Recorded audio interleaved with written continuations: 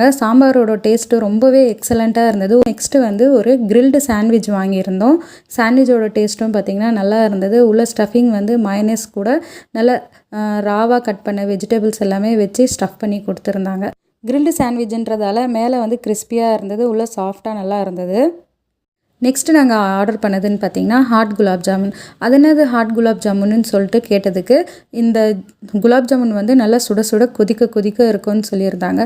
So வந்த உடனே try பண்ணி பார்த்தோங்க. அந்த ஜீராவோட அந்த குலாப் ஜாமுன் எடுத்து வாயில் வைக்கிறப்போ கொதிக்க கொதிக்க இருந்தது. வாய் சுட்டே போச்சு, அந்தளவுக்கு சூடாக இருந்தது. லாஸ்ட்டாக ஒரு காஃபியோடு முடிச்சுக்கிட்டோம். நெக்ஸ்ட்டு பில்லை பார்த்தோன்னே தான் ரொம்பவே எங்களுக்கு தலையே சுற்றி போச்சு. அந்தளவுக்கு பில்லு வந்து ப்ரைஸ் ஹையர் சைடில் இருந்தது.